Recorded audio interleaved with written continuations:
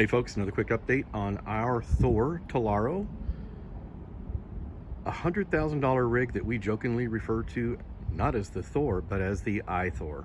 Here we go.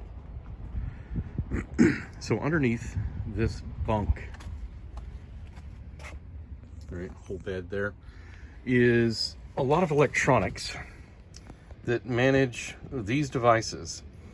And often these things will lose connectivity. They won't connect, they'll fail, they'll crash, they'll do whatever. And the solution is not to turn off and on this switch because it doesn't affect all these other things, but instead to disassemble the bunk, right? You have to take this big thing off. I think it's probably like 6 feet long and a couple of feet wide, probably 10 screws. You have to pull that out, and you have to track down some fuses and inline fuse holders that are back there, and you have to pull each fuse because they're not marked as to what they control, and put it back in and see if the item reboots. I've done that 3 times now, so much that I'm tired of disassembling the bunk.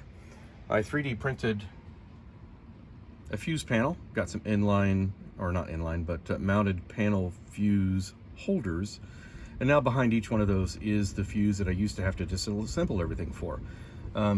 Even at this point, it's still so frustrating. You have to reboot these things so often that I should probably just put switches in there so I can just turn everything off and then everything back on.